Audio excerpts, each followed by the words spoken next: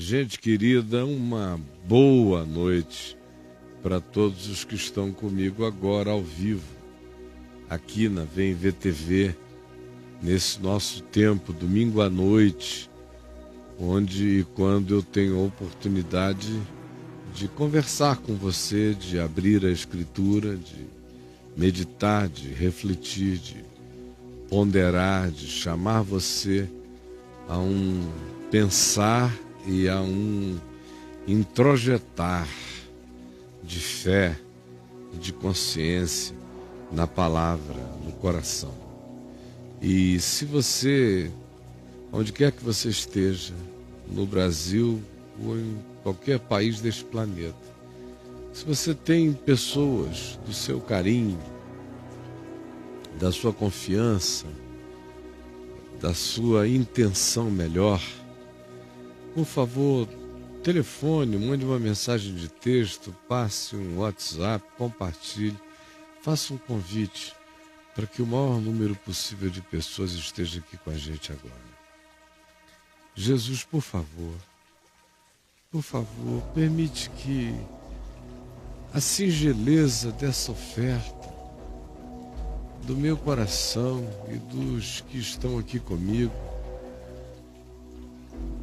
seja agradável diante de Ti, e que todo meditar do meu espírito na Tua presença e na presença dos meus irmãos seja cheio de vida, de bálsamo, de graça, de renovação do entendimento, da mente, de revitalização, de fortalecimento, de energização da fé. Por favor, é o que eu peço que tu faças agora. Profunda, singela, poderosa e de invencivelmente no coração de cada pessoa, em nome de Jesus. Amém. Eu quero ler para a gente um texto do Evangelho de João, aqui no capítulo 2. E, na realidade, é o texto de Jesus transformando água em vinho nas bodas em Caná da Galileia. Um texto que outro dia eu vi aí um pseudo-intérprete da Escritura, dono de uma religião universal, dizendo que, ao ver dele, Jesus não tinha nada que ter feito esse milagre aqui, porque foi um milagre bobo, foi um milagre caprichoso, foi um milagre tolo, foi um milagre que não salvou ninguém, não tirou encosto de ninguém, não realizou nada. Então, segundo ele, corrigindo com sabedoria salomônica a Jesus de Nazaré, isso aqui foi uma tolice. Pois bem, é essa bobaginha do amor de Deus que eu quero ler com você agora. E diz assim: 3 dias depois, houve um casamento em Caná da Galileia. 3 dias depois de Jesus ter encontrado a Natanael, tudo que você vê no contexto antecedente. Houve um casamento nessa cidade pequenininha da Galileia, e Jesus foi até lá com a sua mãe. Ora, tendo sido Jesus convidado também, levou com ele os seus discípulos, os seus amigos para o casamento. Tendo acabado o vinho, no meio da festa, Maria, a mãe de Jesus, veio a ele e lhe disse: olha, eles não têm mais vinho, acabou o vinho.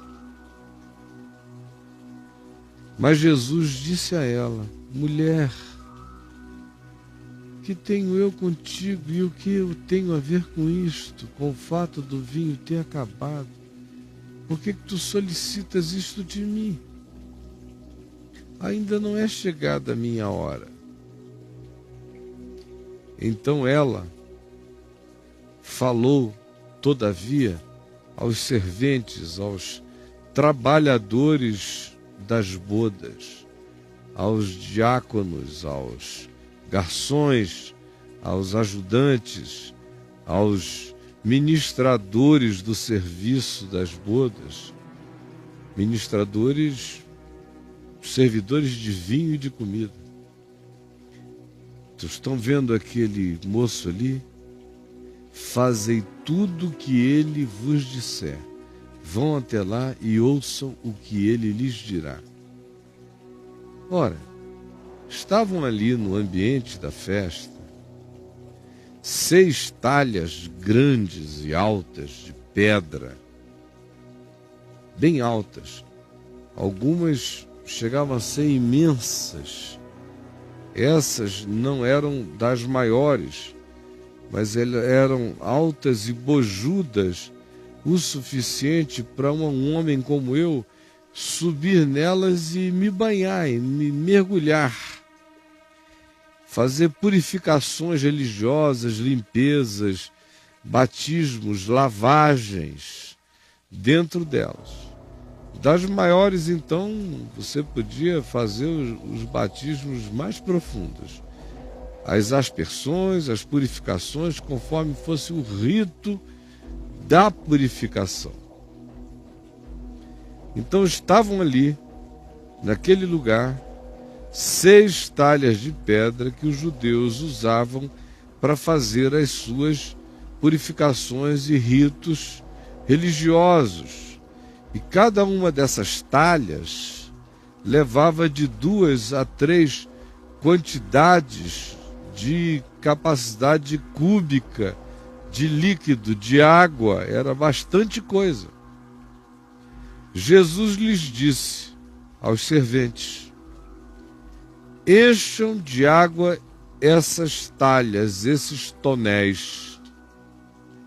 E eles as encheram completamente, até o gargalo, até o topo. E elas eram imensas e largas em cima. Então Jesus lhes determinou aos serventes: tirai agora e daqui, provem, tirem daqui um pouco de vinho. Podem levar de cada uma das 6 talhas e levem ao mestre-sala para eles verem que é o mesmo vinho, da mesma safra, com a mesma qualidade, sem alteração. Podem levar o vinho de cada uma das talhas de amostra ao provador. E eles o fizeram. Ora, quando o provador, o mestre de cerimônias, o maître do banquete, provou a água que tinha sido transformada nesse vinho de excelentíssima qualidade, não sabendo de onde viera aquele vinho, se bem que os serventes que haviam tirado a água e colocado a água e recolhido o vinho sabiam. Ora, o mestre-sala foi então e chamou o noivo e lhe disse: que é isso, rapaz?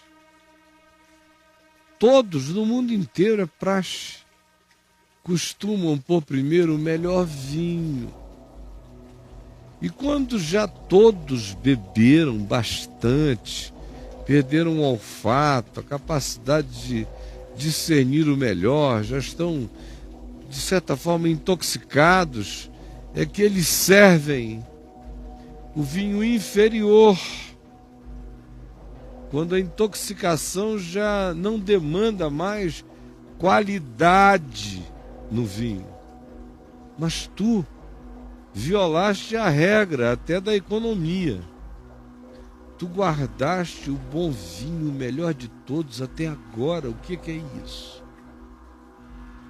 Ora, com este, deu Jesus princípio a seus sinais em Caná da Galileia, manifestou a sua glória e os seus discípulos creram nele.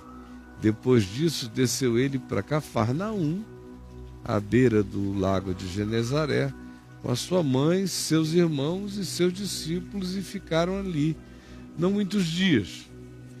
Eu já preguei sobre esse texto, desculpe minha hipérbole, mas milhares de vezes, na realidade, por volta de centenas de vezes, sobre todos os ângulos que você queira, desde a viagem mais imediata, atrelada ao significado e à valorização do casamento, a graça do casamento como um invocador da misericórdia e da alegria divina sobre ele, natural, e tudo que a casamento seja concernente. No curso de anos eu preguei sobre tantos aspectos e ângulos vinculados a isto aqui. Como também já preguei tantas outras ocasiões sobre o significado comparativo entre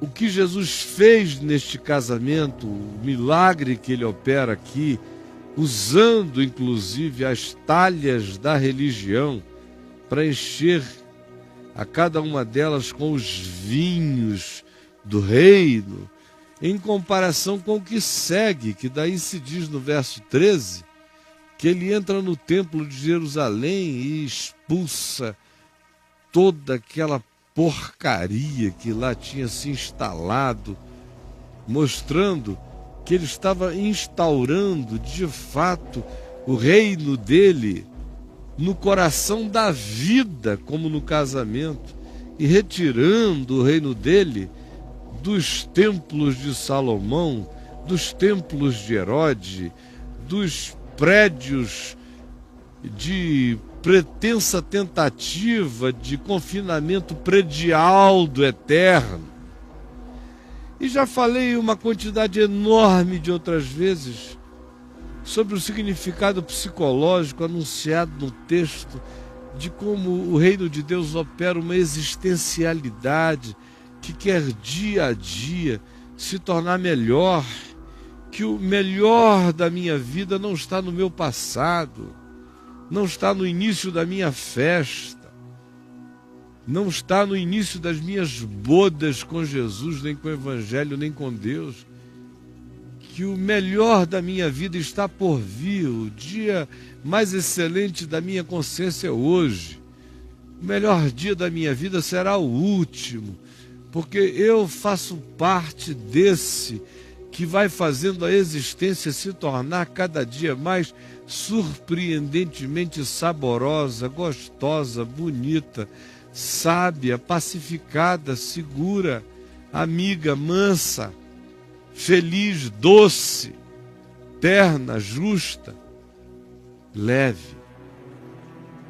Já falei em uma quantidade enorme de outras vezes sobre o fato de não haver experiência humana sem falência da alegria. Eles não têm mais vinho. Sem a experiência da tristeza, sem a experiência da depressão, sem a experiência da incapacidade de produzir no coração as próprias fontes da alegria e da vida. Já falei tantas vezes sobre o fato de que mais cedo ou mais tarde o poder humano, o potencial humano, a alegria humana, a psicologia humana, o bom ânimo humano, o poder do pensamento positivo, a autoajuda e tudo quanto a gente exercite, seja com sabedoria e seja com a melhor das intenções, todavia tudo isso tem o seu limite. Há um poder para que eu me autodetermine em relação às forças do meu interior, há um limite para isto. Só mesmo a fé transcende o meu bom ânimo, transcende o poder do pensamento positivo, transcende o melhor de mim, e cada um de nós na vida terá de ter a chance e a oportunidade de um dia ter que dizer: eu não tenho mais vinho. Não tenho mais vinho psicológico, não tenho mais alegria conjugal, não tenho mais alegria paterna, não tenho alegria profissional, não tenho alegria de natureza espiritual. Todos nós vamos dizer isso, no mínimo uma profunda vez na vida, mas com certeza dezenas de outras vezes. E isso acontece para que a gente recorra a esse que renova em nós não apenas o recurso da sobrevivência, mas que nos ensina que quando isso acontece, ele faz em nós aparecer os recursos interiores da sobreexcelência, da sobreexcelente bondade e graça de Deus, porque o poder de Deus se aperfeiçoa quando o vinho acaba, se aperfeiçoa na fraqueza. Já falei tantas vezes sobre o constrangimento divino diante da intercessão, como é o caso aqui de Maria dizendo: eles não têm mais vinho, e Jesus dizendo: o que eu tenho a ver com isso? Não é chegada a minha hora. Mas depois vindo a fazer tudo por causa da intercessão, desse mistério da soberania afetável de Deus. Quantas vezes já falei sobre isso também, e sobre tantas outras coisas que não me vem aqui ao caso ficar mencionando-as nem como tópico de passagem. Na realidade, minha gente,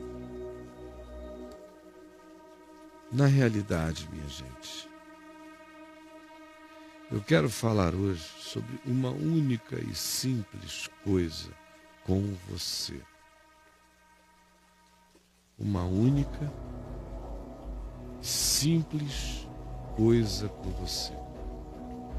É o que está contido aqui no verso 6. Naquele ambiente estavam ali 6 talhas de pedra que os judeus usavam para as suas purificações religiosas.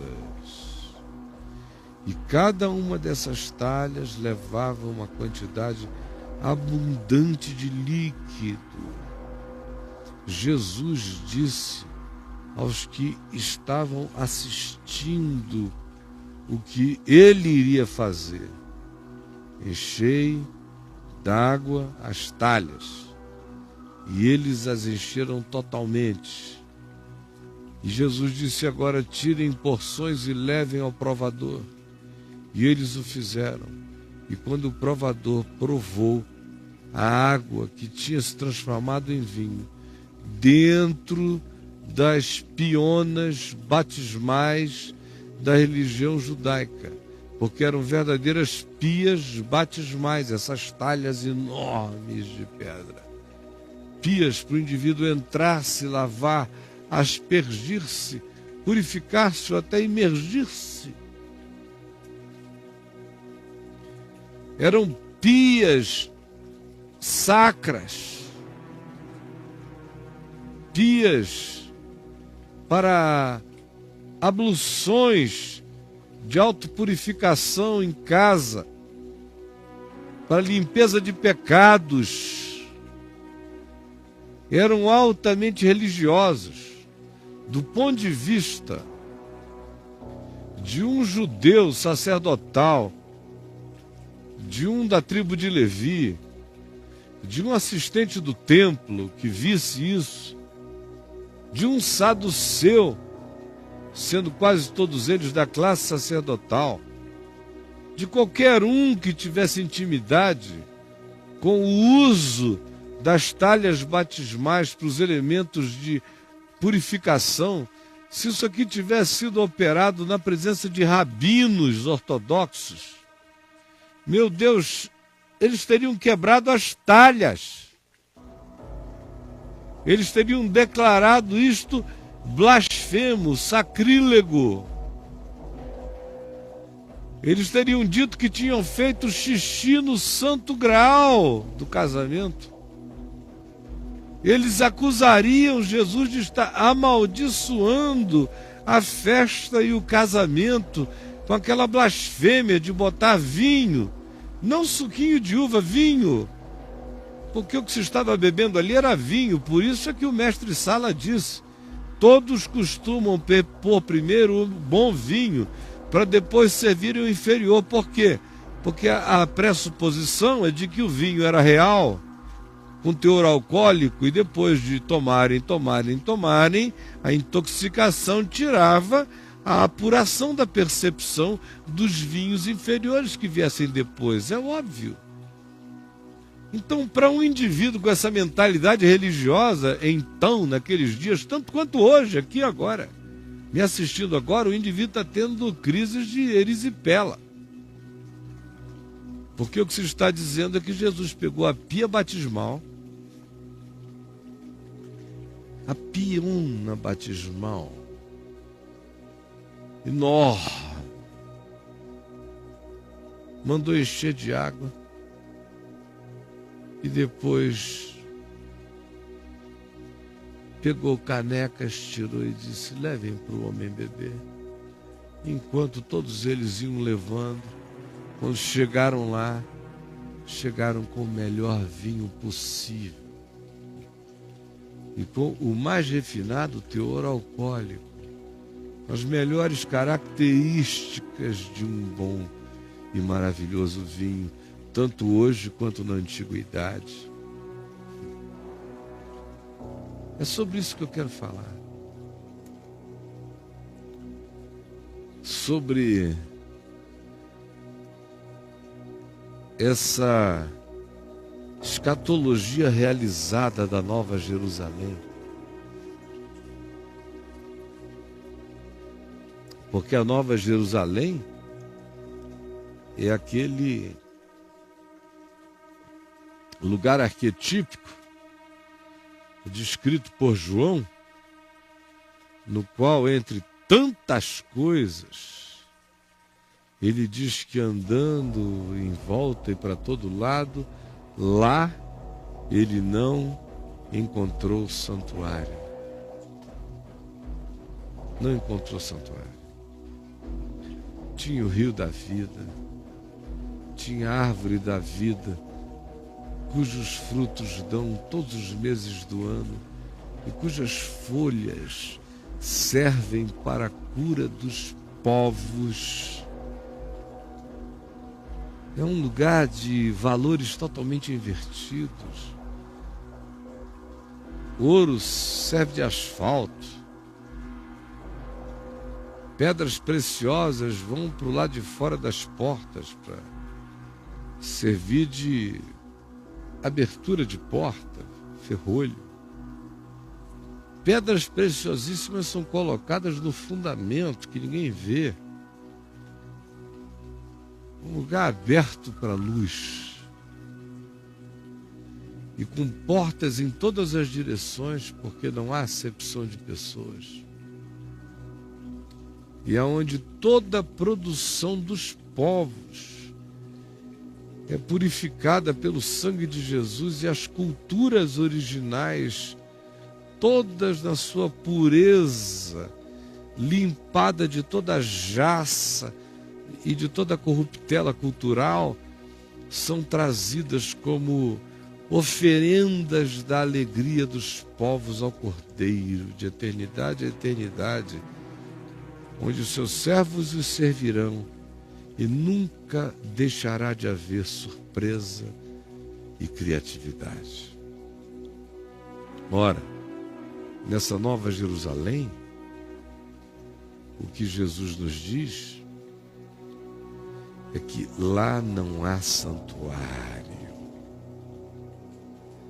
Lá eu não vi santuário. E por que eu disse que aqui, em João, no capítulo 2, no verso 6 e 7, nós já temos uma de escatologia realizada dessa nova Jerusalém. É porque aqui é o lugar onde Jesus pega o que seria a pia batismal de purificações da religião, de metretas e metretas de água, para os judeus nelas se purificarem, e usa tudo isso como um grande cálice de vinho. No dia seguinte, Jesus iria entrar no templo de Jerusalém e expulsar de lá tudo que não prestava.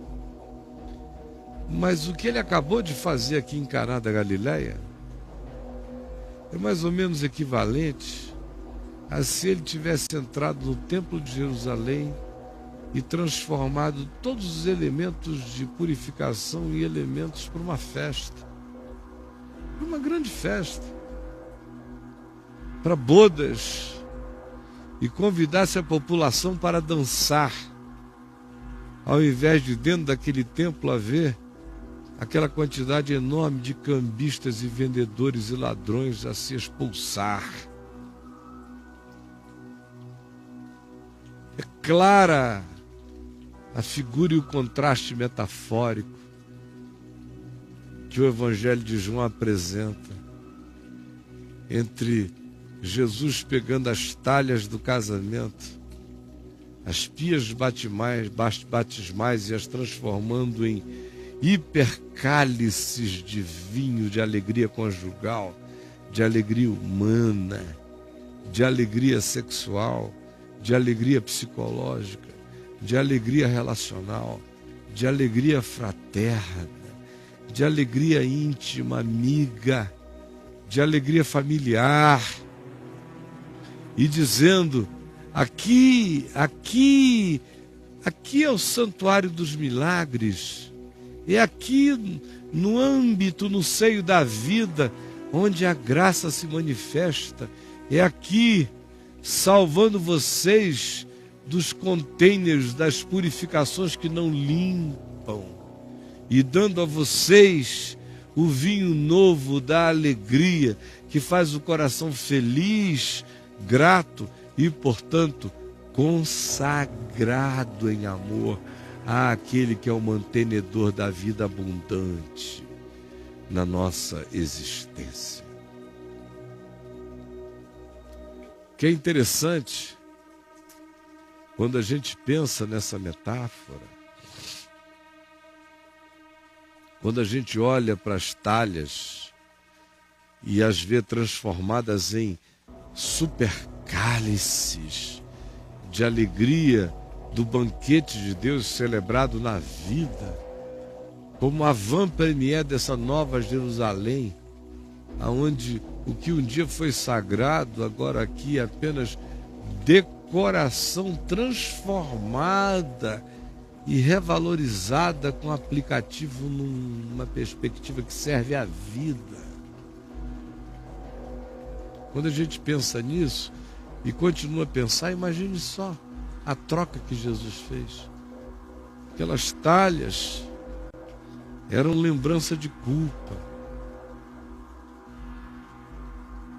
Elas eram lembranças de culpa. Por quê? Porque elas eram talhas de purificações, talhas de batismo, de abluções, de limpeza. Ora, se elas eram talhas de purificação, é porque a pressuposição é que aqueles que as usavam se sentindo diariamente culpados,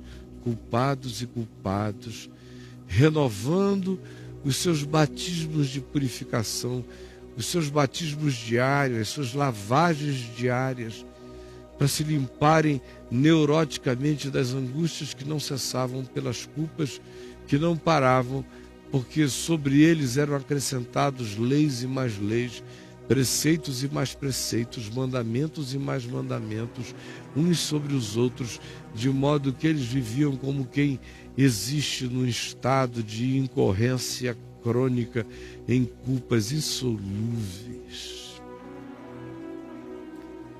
Aí compare isso com Jesus. Compare isso com Jesus. com o que ele fez naquele dia. Veja o significado dessa metáfora. Veja. As talhas das purificações, a talha da culpa, a talha da neurose, a talha do medo, a talha da angústia, a talha do voltar da rua todo dia se sentindo sujo,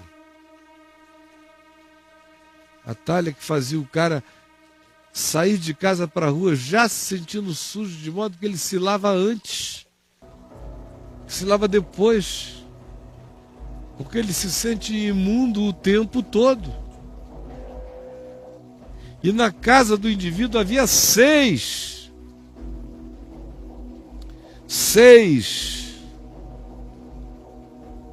para que não faltasse alternativa religiosa, campanha religiosa, mecanismo religioso, rito religioso, aparato religioso, oferenda religiosa, para aplacar as consciências nunca solucionadas, nunca apaziguadas, nunca pacificadas, sempre neurotizadas, sempre aflitas.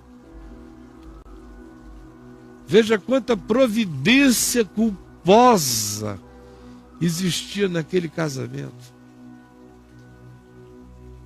Ora, um casamento onde tem tanta talha para os membros da família se purificarem de culpas nunca será um casamento feliz. Aquela era uma família que tinha muita culpa, muita talha de purificação, muito batismo, muita angústia religiosa, muita neurose religiosa, muito medo religioso. 6 talhas. Se vocês conhecessem a cultura da Palestina do primeiro tempo e vissem o significado de 6 talhas com 3 metretas cúbicas de líquido de água em cada uma, vocês iam ver o tamanho, o aparato, o significado e o preço de ter todo aquele aparato de mecânica de paliativo de culpa. Eram mecânicas de catarse religiosa diária. Era como quem frequenta hoje em dia a campanha. É como quem participa de algo assim todo dia para Deus não abandonar. Ai, que coisa extraordinária eu vejo na bondade de Deus nisso. Acaba o vinho, que maravilha. Quando nesses lugares onde as pessoas confiam tanto em religião, tanto em purificação mecânica, tanto em rito, tanto em manual, tanto em justiça própria, e andam achando sempre que Deus ama mais o mais aflito e o mais angustiado e, portanto, o mais neurótico de todos, e chamam neurose de consagração e paranoia de vigilância espiritual e vivem angustiados. Como eu acho maravilhoso quando de repente nesses ambientes o vinho acaba, a falência chega, porque a única salvação para um casamento que tem 6 talhas para purificação religiosa, neurótica, paranoica em casa, é o vinho acabar logo no início do casamento, para eles serem salvos daquilo, porque eles foram os primeiros a terem que beber vinho na pia batismal. Foram os primeiros a ter que beber vinho na pia batismal. Enfiar a caneca no que seria o lugar do batismo e batizar a alma com um vinho de alegria. Substituir purificações exteriores, neuróticas e paranoias pelo sangue da aliança, pelo vinho da alegria, pelo prazer eterno de já não servir mais às talhas aos contêineres da culpa. Porque eu já sou cidadão desse lugar, onde toda talha de batismo é transformado em contêiner do melhor vinho da alegria humana. Eu já sou cidadão dessa libertação. Eu já sou filho dessa definitivamente purificação que não tem que se renovar todo dia, que não tem que ser feita e refeita, feita e refeita, que foi feita de uma vez para sempre. Eu já sou filho dessa bondade. E você também, se você quiser. Agora eu pergunto a você, não será o caso, meu amigo, de você até hoje nunca ter de fato provado a leveza, a beleza, a graça, a totalidade plenificante desse amor de Deus, desse gosto prazeroso do reino? Porque você convida Jesus para a festa, mas não o autoriza a operar milagres nos contêineres da religião? Você já imaginou quanto problema teria sido, como essa história teria sido diferente se tivessem consultado alguém antes? Se não tivesse tudo ficado apenas entre Jesus e os garçons, o papo. Se tivessem chamado o pastor local, se tivessem chamado o rabino, se tivessem chamado o sacerdote da família. Não, de jeito nenhum. Não teria acontecido nada, eles teriam proibido. Para eles, mais importante do que a festa continuar, do que a felicidade conjugal se estabelecer, do que a alegria dos noivos não ser frustrada, do que o encontro humano não ser boicotado, do que tudo isso, mais importante do que tudo, é que a pia batismal não seja alterada. O mais importante para eles é o sábado. O mais importante para eles é o contêiner. Imagina só se fosse haver consultas.